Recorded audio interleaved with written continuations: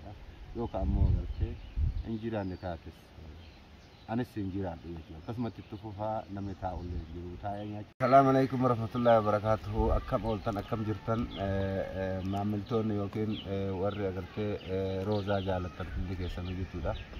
Kajaalattanis kajibbitanis namni si jibbullee hin jiran akka fakkaatu haa ta'u namni kun agartee waa hin dhabu dhibba keessa tokkollee taatu waa hin dhabu haa ta'u sunis laga walumaanuu jiraatanii isiniin jedha. Zamana kana beektanii rabbiin kun kan uume kun waa qaba jechuu waa hedduuf keessaa qaba. Rabbiin akkuma halkanii guyyaa qabu jechuudha du'aaf jirullee qaba gaddaaf gammachuullee qaba jechuudha. Adda guyyaatiin adda dhiitee bareetuun namni gaddas qaba gammachuus qaba. Haa ta'u malee diqashoo agartee osuma eeguma isiin badda kana diqashoo agartee rakkinni wayii nutti argame sunis maalinni yoo fayyatan taate akkuma dura isiniin jedhe san ka gaddaaf gammachuullee nima jirti jechuudha. San keessaan namni tokko eega dhalateetiin hin jedhe nima du'a jechuudha. Kunin dhalataa kunin du'a kunin argataa kunin dhabama. Hin dhabaa yookiin akkasuma haadha isii yookiin soddaatii isii jechuudha haadha jaarsa isiitu amrii ta'ee zamana kana keessa jechuudha. Taatee sunis nurra buute wanni kana jedheef roozaa kunoo yoo agartee haasaa kiyya kanaaf yookiin sagalee kiyya kana ka dhageettu taate akkaruma keessa agartee abbaa du'u rabbi beeka jechuudha. Namni kun jiruunuu wal bira taraa osomaa jiru wal bira taraa duuti tun agartee nurra achi fagaattu jechuudha. Numa bira jirte halkanii guyyaa keessatti maaltu isini fakkaatte yaa uummata keenya agartee ilmi namaa tokko yoom duuna yoom taati guyyaa taaturraan beenu namu ofirratti hin deema jechuudha. Akkasumas roozaaf haasaa yoo agartee sagalee xiyya kana ka dhageettu taate haati ta'e yookiin haadha ta'eeti jechuudha. Bakkuma itti heeruman agartee ardama santu abbeeraalleen haati namaallee ta'e achuma jechuudha. Haa taatu isii akkas jaalattu sun yookiin agartee morma jala qabattee si ulattu sun atis jaalattu sun taganamaa galgalas atis hin daganne sun agartee addunyaa tanarraa galanii jiran jechuudha amrii ta'anii jiranii.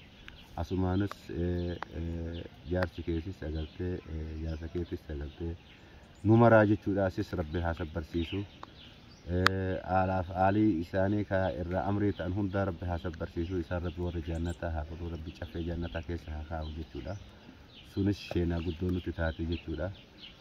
Atis agartee osoo ka jiraattu taate osoo ka agartee sagalee teenya agartu taate agartee ani namoonni shakkisiise yoo kanarratti asin baniyaa maamiltoota yookiin jaalatamtoota roozaa jechuudha. Roozaa yoo kanarratti sagalee kana dhageetteetiin agartee ilmi namaa kun agartee homa fedhe haa ta'u nama lubbuun hin ajjeesu jechuudha. Isiin kun yoo ka asin baane taate wanni nagaddisiisaa jiru rakkina guddaa jira jechuudha. Mucattiin tun agartee haga jirtu rabbuma beeka jechuudha. Kanaafuu agartee akkasii wanni kun asi haa baasu jechuudha. Akkasumas haati si guddiftees yookiin haatiti yookiin akka wantee jechuudha kasi guddiftee tuniin jette isiinis namni martii immoo dhukkubsata jechuudha.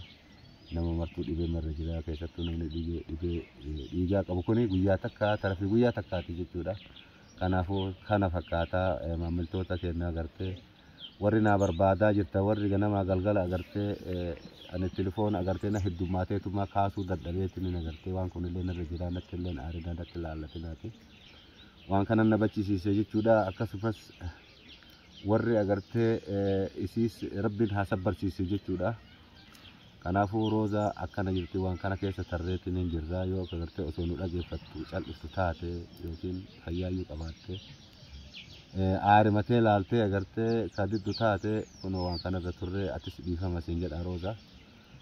Kanaafuu akkanumatti duuti wal jala nama dabarsiti yoo aariin kamanaa si baaftu taate aarii kee ilaalinni nutti furmaata godha fooyyee nu godha jechuudha. Waa hundaafuu as mul'adhuu nus hin dararinii nama hundas agartee hiriyoota teetis hin dararinii siin jenna. Akkasumas agartee maamiltoota keenya dhiifama guddaa isin gaafannaa kanuma. Asumaanuu agartee yookiin soddaatii isii yookiin haadha isii haadha jaarsa isii rabbi rahmata haa godhuu fi rabbiin caffee jannataa keessa haa kaa'u nu jedhaani.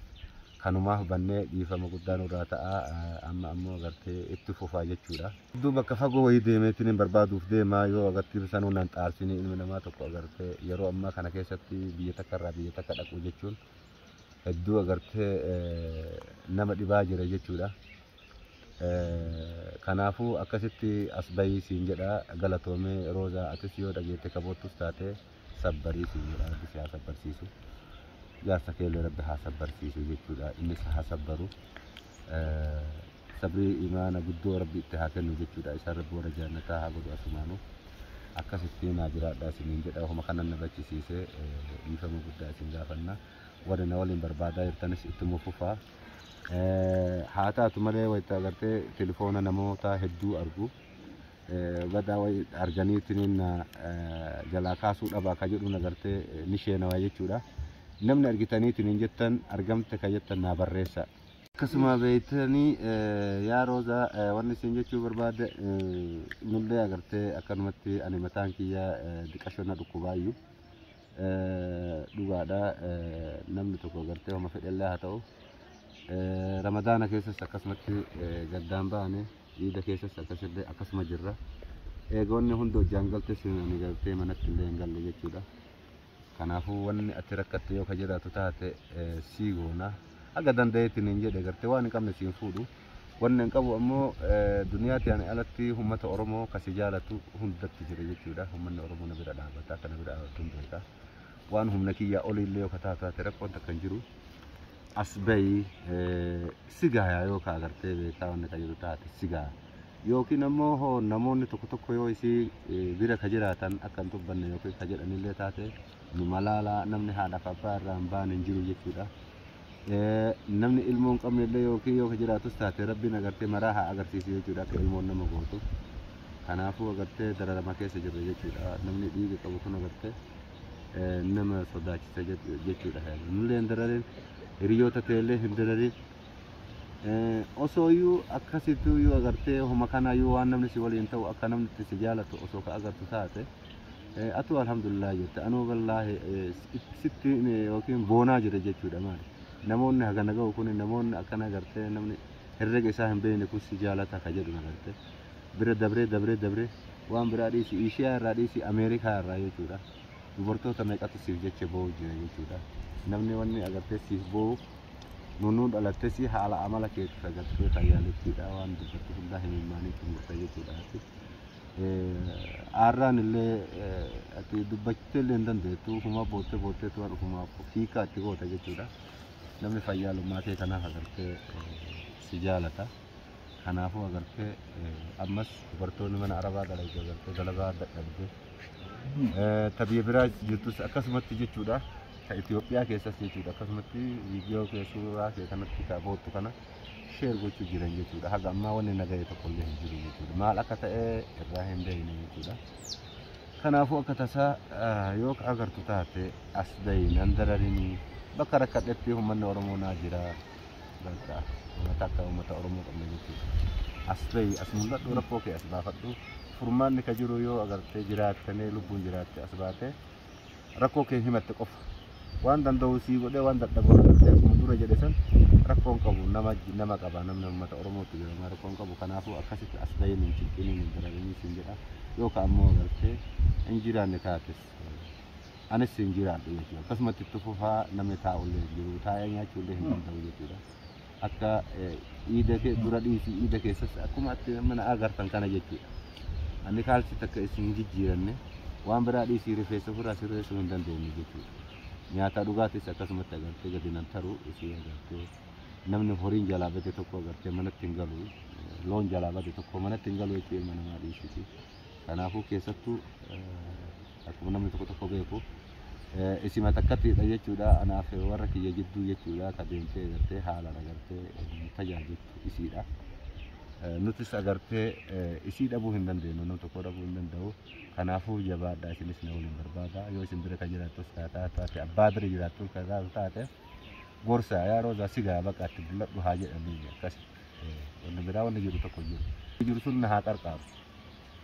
Homa fedhellee ta'e ilmoollee dhabu haadhaaf abbaa irraa ba'uun isaan nafu obboleettii hojii dhalachuun hin nafu akka na qarqaaru yoo dhiira taates dhiirummaa sallaalee nahaa qarqaaru yoo dubartii taates agartee uummata dubartii obboleessan dhabdu obboleessa ofii san haalaalte as naa haa baaftu yoo isii kataate kana mara narraa kaaftu taate risaa yookiin misejii wayinatti barreessite bakka nan barbaadne galii dalaga dhunaan haa jettu bakka hin dhiisaa yoo magalattu akka agartee dalagateetiin jiraata dalagaa takka irra hin jiru jechuudha namni yoo dalagatee waa argachuu hin danda'u sochii takka qabu jechuudha tadalagee agartee akkasumatti agartee ittiin olii gadi deddeemu jira ammaan booda deemee si barbaadu sanuyyuu dadda'uu dhabuun ni mala kanaafuu warratti illee as deebi'uu yoo idee yookiin haati si dhalte yookaan agartu taate akkasiin taatuun beektaa agarte jechuudha haadha si guddifte yookiin akkoo ta'e agartee itti dhufuu hin dandeenye gara marattuu gara itti dhiyeessu hin jiruuti itti dhaquun kiyya agartee beekamaadha akkasitti jabaadhu sun jedhama.